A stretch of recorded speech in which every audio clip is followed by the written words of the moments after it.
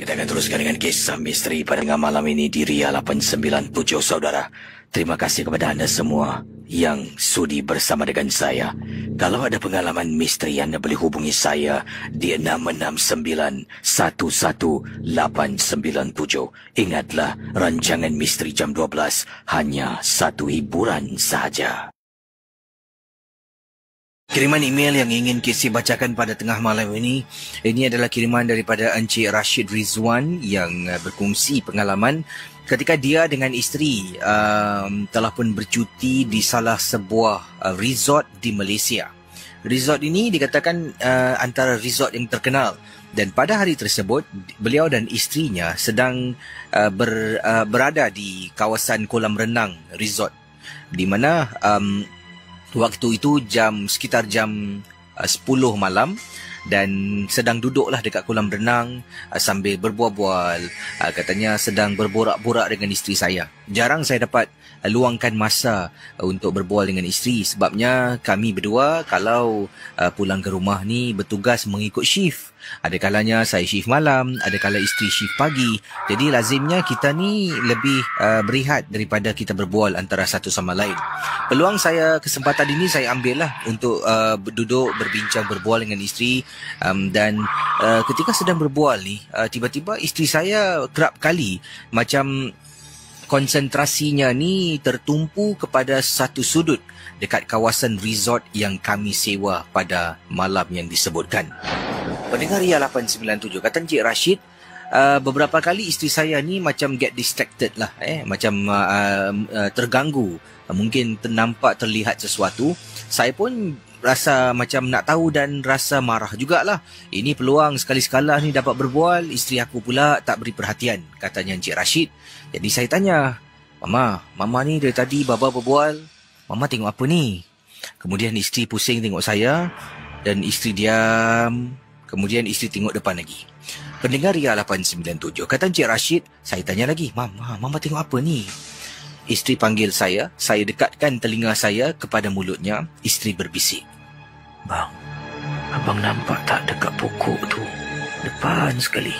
Dekat pokok, dekat atas. Abang tengok tu betul. Isteri saya suruh saya tengok di hadapan. Ada satu pohon. Di atas pohon tu katanya ada sesuatu yang menakutkan. Jadi saya pun tengoklah, depan tu memang banyak pokok, tapi cuma ada satu pokok ni Casey yang telah pun menarik perhatian saya. Sebabnya pokok lain semua dalam keadaan yang gelap. Pokok tu macam ada cahaya terang tau. Jadi bila saya tengok dan perhatikan, memang benar di atas pohon tu macam ada orang sedang berdiri. Jadi bila saya lihat dan saya pandang sekitaran saya, memang tak nampak orang pun. Saya rasa mungkin orang ada di bilik-bilik riada, ada yang di bilik mereka. Saya pun kata pada isteri, jomlah, kita naik atas sudahlah. Isteri pun setuju untuk tinggalkan kawasan kolam renang di resort yang kami sewa, iaitu di salah sebuah kawasan di Malaysia. Jadi sedang berjalan menuju ke arah lift untuk naik ke atas. Pendengar Ria 897, apa yang berlaku sampai saja depan lift, isteri saya tiba-tiba buat bunyian macam dia sedang bau sesuatu. Misal kata, Encik Rashid dengan isteri sedang tunggu lift untuk turun, tiba-tiba isteri buat perkara ini. Kemudian dia tunjuk hidung, seolah-olah tanya pada saya, ada bau tak sesuatu? Casey, memang benar saya dengan isteri bau, Casey. Bau haruman yang cukup wangi, dan boleh saya kaitkan bau wangian tersebut sama dengan bau bunga cempaka. Mengikut apa yang saya tahulah, katanya Encik Rashid, nenek moyang saya mengatakan bau bunga cempaka ini adalah tanda-tanda kehadiran makhluk yang dikenali sebagai Pontianak.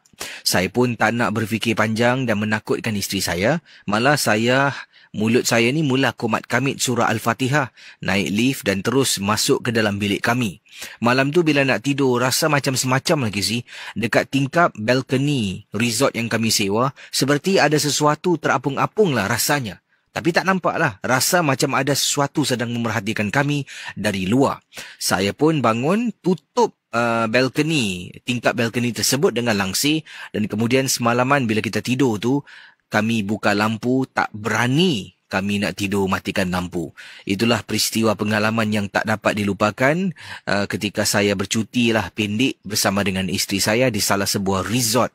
Bila balik ke Singapura, ceritakan hal ini pada rakan-rakan dan saudara mara, ramai di antara mereka mengatakan, kau berani sewa resort tu? Kau tak tahu ke resort tu berhantu? Bukan seorang Casey. Cakaplah dalam 10 orang saya bertanya, lebih kurang 7-8 orang mengatakan resort tu resort berantai.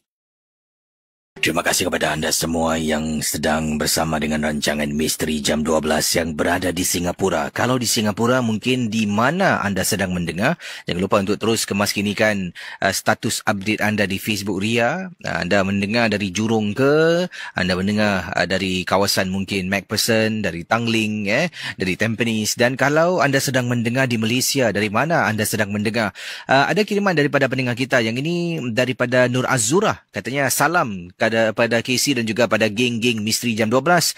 Nama saya Nur Azura. Saya ini adalah pendengar dari Ceras. Wah, dari Ceras Dan saya nak kongsi pengalaman yang menakutkan pernah berlaku pada diri saya. Pernah saya sewa sebuah apartmen kondominium juga di kawasan Ceras. Apartmen kondominium yang saya tinggal ni untuk lebih kurang dalam 3 bulan lah sebelum saya mendapat rumah yang baru adalah sebuah apartmen yang menyeramkan sangat-sangat. Oleh kerana saya tidak mempunyai bajet yang tinggi, jadi kata Azura, terpaksalah saya kena pilihlah apartmen yang buruk sedikit dan lebih murah daripada apa yang saya boleh mampui lah, kata beliau. Dan di apartmen tersebut saya tinggal seorang diri. Saya ni, kata Nur Azura, telah pun berpisah dengan suami saya. Sebab itulah rumah lama kami itu dijual dan nak dapatkan rumah baru bukan senang. Jadi sementara 3 bulan itulah saya terpaksa tinggal di sebuah apartmen yang disewa. Pengalaman saya ni apabila saya duduk di rumah tu memang takut. Saya datang waktu petang pun, sekitar jam 3 petang, kawasan tu dah menyeramkan. Sunyi, sepi dan juga ada rumah-rumah yang dah dikosongkan. Dan dengar-dengar khabar juga apartmen tu pun nak dirubuhkan tidak lama lagi pada waktu itulah. Sekarang saya tak tahulah dah rubuh ke tidak, katanya Nur Azura. Jadi bila saya sampai jam 3 petang tu, tengok pun dah rasa seram. Nak keluar malam ni Casey, fikir 2-3 kali. Tak berani nak keluar, saya duduk rumah lah. Dan saya ni katanya tidak bertugas. Saya mengendalikan bisnes online, menjual pakaian lah. Jadi lazimnya saya 24 jam duduk dalam rumah untuk melakukan bisnes saya. Jadi Nur Azura ceritakan lagi, pada suatu hari ini saya nak menghantar pakaian kepada pelanggan saya. Selalunya pelanggan datang ke rumah untuk ambil pakaian. Oleh kerana rumah saya ni agak buruk sedikit, saya pun seganlah nak suruh mereka datang dan ambil dari saya. Jadi mereka pula hanya boleh ambil selepas pukul 8 malam. Jadi apa nak buat, saya pun berjumpa dengan mereka selepas 8 malam di satu tempat yang telah pun ditetapkan, katanya Nur Azura. Bila balik tu nak dekat jam 10 tau, 9 lebih malam, jalan saja depan kawasan bangunan rumah yang saya sewa ni dah menakutkan Casey. Tengah berjalan ni, tahu-tahu saya terpandang dekat tingkat 2 rumah tersebut. Saya nampak di tingkat 2 rumah tu garanti memang tidak ada orang tinggal, katanya Nur Azura. Kenapa saya cakap sedemikian? Sebabnya bila saya datang jam 3 petang, saya nampak rumah tu di tingkat 2, tingkapnya dah dipecahkan.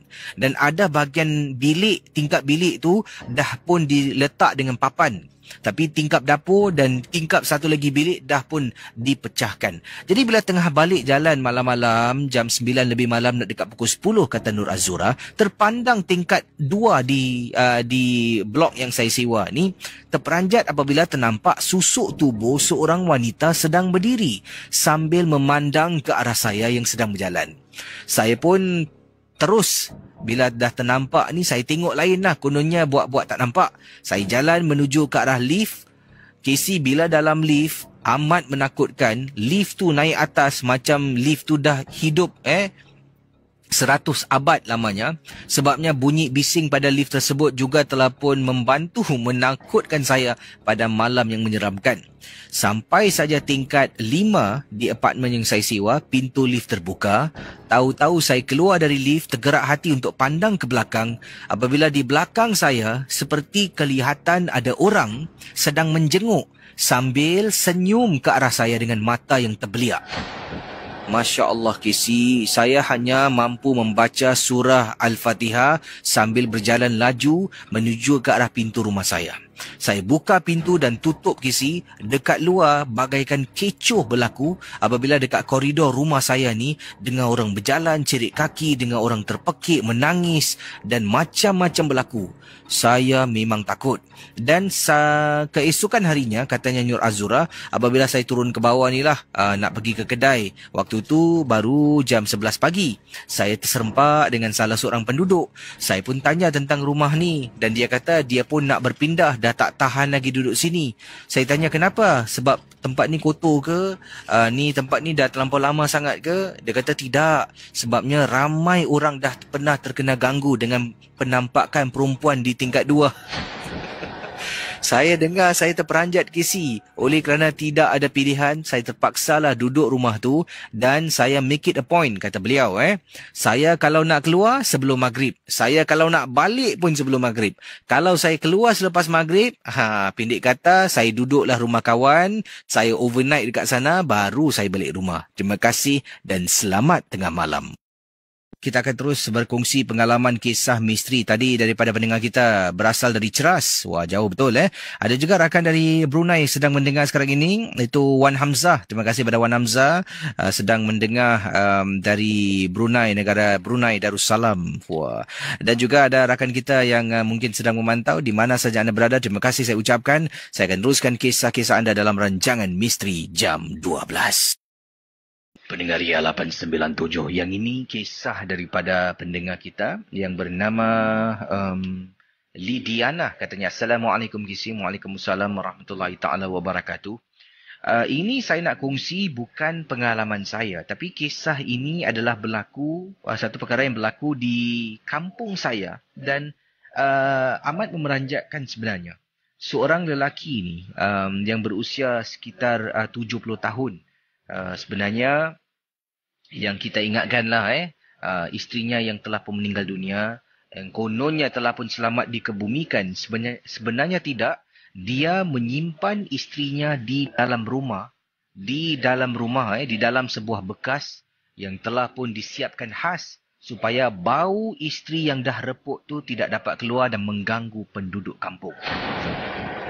Apa yang berlaku, sejak kebelakangan satu kejadian berlaku apabila beberapa penduduk kampung memberitahu penampakan seorang perempuan tua yang seringkali berdiri di hadapan pintu rumah dan ada kalanya ternampak di bahagian belakang rumah lelaki tersebut. Lelaki ini memang tidak campur dengan orang. Dia seringkali buat hal sendiri dan juga pernah beberapa kalilah, malah katanya teman kita ni pernah beberapa kali, kata Lidiana, ibu dengan abang saya juga pernah ternampak apa yang disebutkan oleh penduduk kampung sebagai wanita tua misteri di kawasan pekarangan rumah lelaki tua yang tidak campur orang. Dan dipendekkan cerita yang memeranjatkan sangat-sangat apabila pada suatu harilah, tak tahulah kenapa dan bagaimana ini boleh berlaku, bau busuk tiba-tiba mula timbul.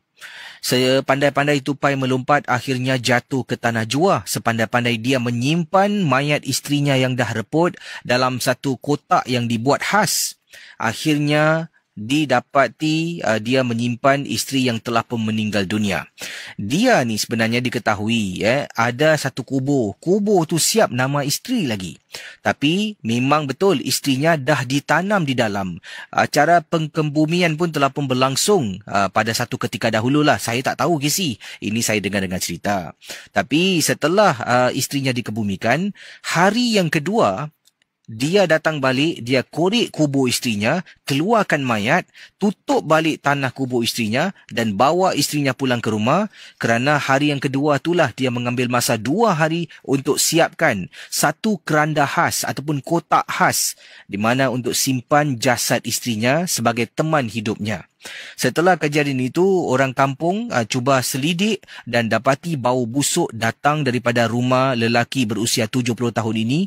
Apabila orang kampung masuk ke dalam rumahnya, terperanjat bau itu datang dan membuka sebuah peti. terkejut apabila terlihat dalam ada mayat yang reput penuh dengan ulat dan juga lalat. Yang paling menyedihkan, lelaki ini dalam keadaan tidak sedarkan diri dan seolah-olah ni meradang dan nak mencederakan sesiapa yang mendekati keranda ataupun kotak isterinya itu. Memang sedih. Tapi setelah mayat tu sekali lagi buat kali kedua dikebumikan, lelaki tersebut entah hilang ke mana. Dengar-dengar khabar, dia pun dah keluar dari kampung, membawah diri. Sekarang rumah yang disebutkan terbengkalai, dah penuh dengan rumput-rumput kering, dah penuh dengan lalang yang tumbuh di sekitarnya, kayu semakin reput dan ada juga bahagian rumah yang dah pun dipecah masuk. Ada mengatakan rumah itu jadi tempat sarang pemujaan. Apabila saya dengan ibu dengan abang masuk rumah tersebutlah untuk lihat keadaan rumah tu, terperanjat ada satu sudut di mana itu merupakan ruang tidur. Di atas bumbungnya berlubang. Bila bumbung berlubang, kata orang ini adalah pemujian roh yang sesat untuk masuk ke dalam rumah tu dan diperangkap menjadikan kadam sebagai satu kegiatan sihir menyihir. Saya syukur Alhamdulillah sekarang dah pun berpindah ke tempat yang lain dan kawasan kampung tu tak tahulah apa yang berlaku. Kisah ini berlaku lebih kurang, lama ni 17 tahun yang lalu. Terima kasih dan selamat tengah malam. Selamat tengah malam kepada semua pendengar Ria 897. Saya akan jawab satu pemanggil sebelum saya berehat sebentar nanti. Dan terima kasih kepada anda, katanya Muhammad Nazirul Shazwi. Katanya, selamat malam geng momok, saya dari Taman Desa Mutiara Johor Bahru. Terima kasih. Rafael Lim katanya, selamat malam KC serta warga pendengar MJ12. Dengar dari Sandakan, Sabah, Malaysia. Wah, jauh ni orang Sabah. Apa khabar bah? Yang ini Kak Mas Dosa Titterington, betul sebutannya ya. Minta maaf kalau salah. Akak dari Manchester, England. Cuaca muram selalu tapi best dengan MJ12 bawa duvet main camp-camp. Oh, ini di tengah camp seorang ke dengan anak-anak ni okey, mungkin Kak Mas Dusa kalau di Manchester, England, boleh tak awak jumpa si Moyes cakap dengan si Moyes tu, kalau boleh buat kerja betul-betul lah ya. Terima kasih. Kiriman daripada teman kita, katanya di sini dari Taman Seri Teberau, Johor Bahru. Terima kasih. Itu Hamidi Tempe JB. Mat Rafi Ramli dari Ampang menarik cerita Dor Azura. Ceras area mana tu misteri. Tempoh hari juga ada saya ketengahkan Ceras apartmen Riveria kalau tak silap saya yang dikatakan terbengkalai. Dan yang hairan, apartmen yang terbengkalai itu merupakan satu apartmen hostel pelajar. Dan juga di tempat yang sama Riviera ada juga apartmen yang didiami oleh penduduk awam lah. Jadi yang terbengkalai dengan yang masih lagi didiami itu apartmen, kalau tak silap saya bangunannya sebelah menyebelah. Bagaimana orang yang duduk rumah tu dekat dengan kawasan terbengkalai itu, memang menyeramkan. Amy Suzuhara sedang mendengar dari ofis di Kelana Jaya, Selangor bersama teman-teman yang lain turut overnight. Hihihi. Ni kerja apa ni? Dekat pukul 12 lebih tengah malam di pejabat. Baiklah, saya akan terus dengan kisah anda. Anda boleh hubungi saya sekarang 66911897. Rancangan MJ12 100% hanya hiburan. Jangan percaya, jangan taksub. Apa jua yang anda dengar, anggap sebagai hiburan sahaja. Baik saudara, silakan 66911897. Hello, selamat pagi. Selamat pagi. Siapa bercakap ni? Nama saya Rahmat. Cik Rahman Rahmat. Apa khabar Cik Rahman Rahmat? Jadi panggilan dari mana Cik Rahman?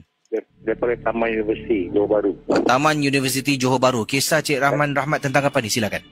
Okey, saya ni bekas pekerja limbungan.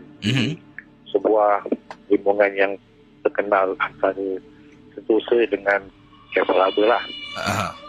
Okey, jadi kejadian ni membuat saya fobia selama sejak 1984. Jadi tak nak kerja kapal lagi lah?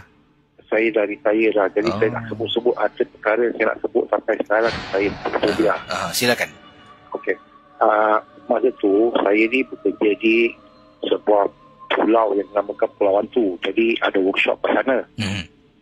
Okey, jadi bila malam tu kita kerja kita kadang-kadang kita penat, kita lelah kan. Jadi antara saya sedar dengan tidak ni pasal saya nampak sekeliling. Apa semua berlaku saya nampak, tapi saya tak boleh bergerak. Jadi yang masalahnya yang saya nampak ni, inilah yang saya nak sebut saya fobia ni orang cantik ni lah. Saya nampak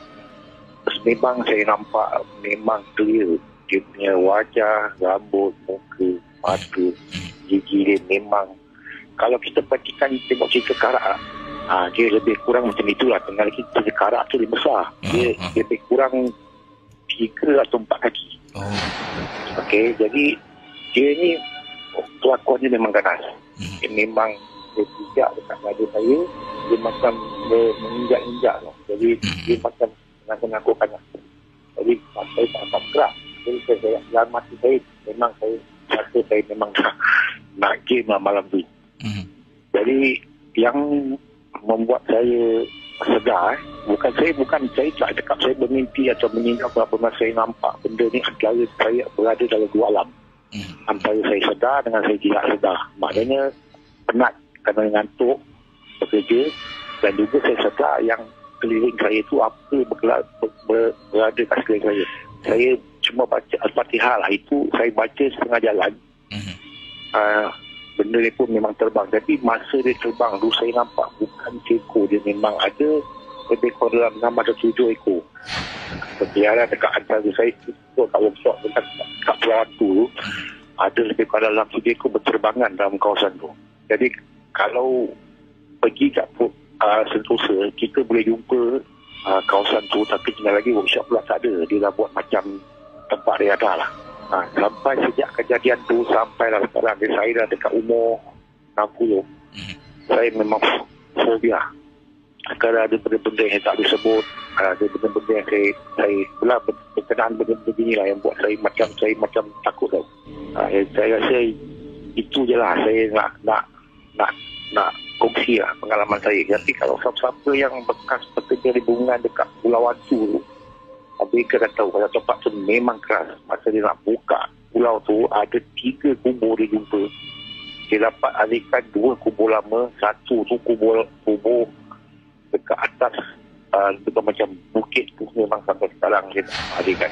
Pasal tempat memang keras.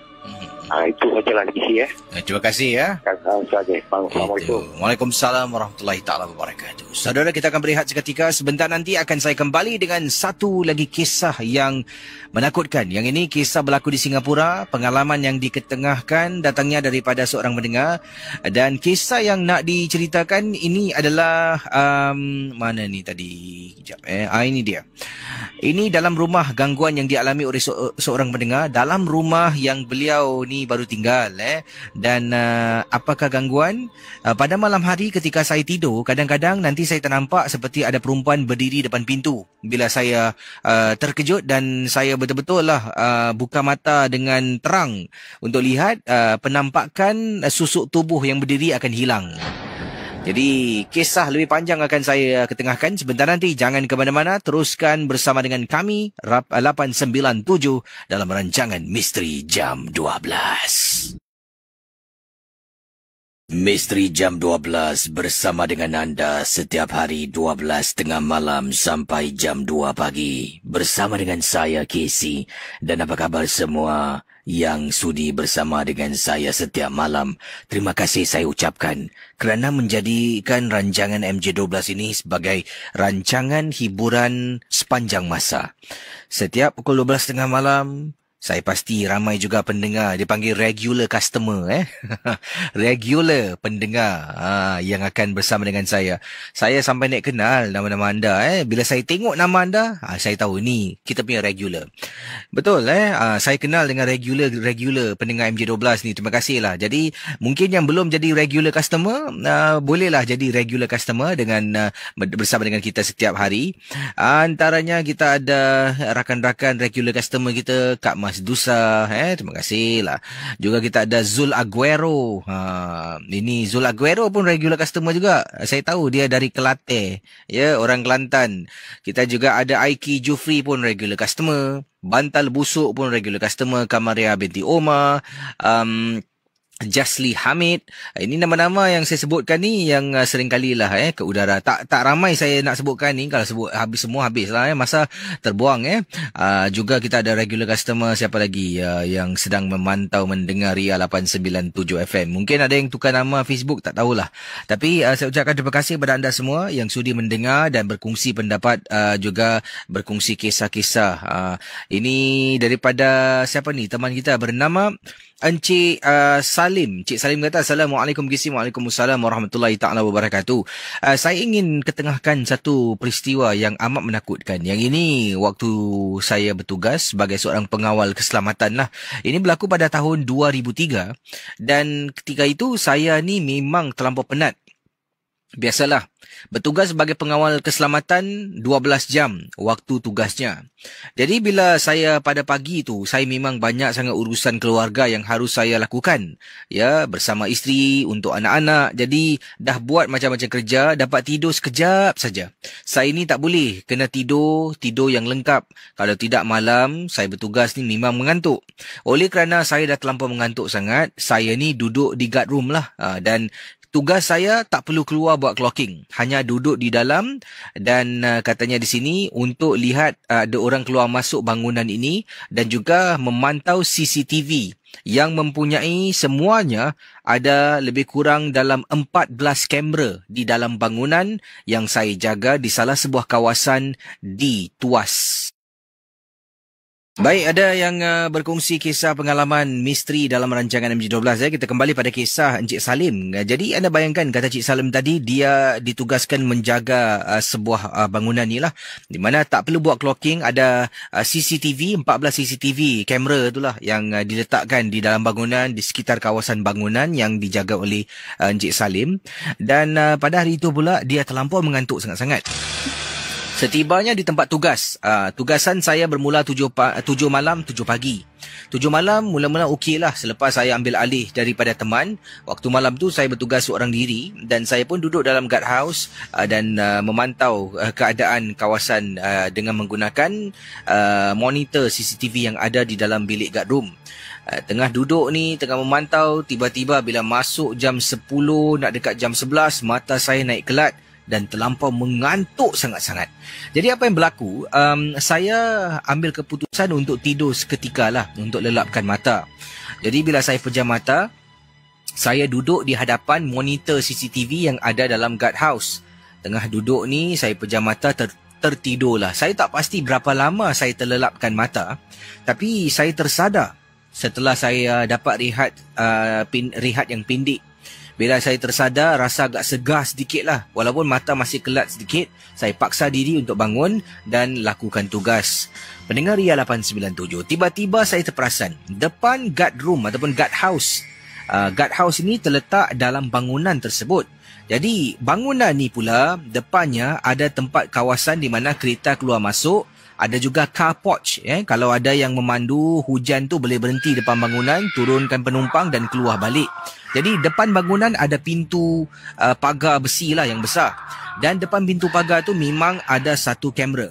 Bangunan yang saya bertugas ni, selepas jam 10 malam tidak ada seorang pun dibenarkan masuk. Kecuali kalau ada kecemasan dan mendapat keizinan daripada pihak-pihak tertentu.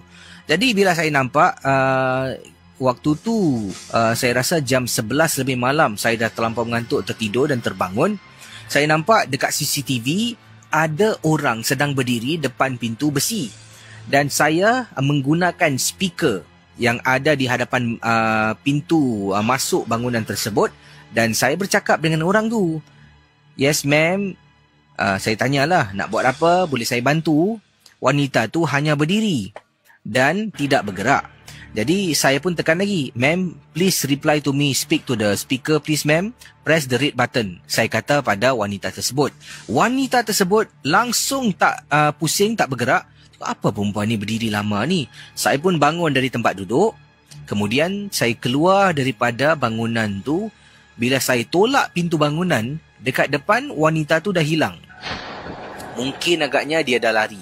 Katanya Encik Salim, mungkin dia dah jalan, dah lari, tak tahulah.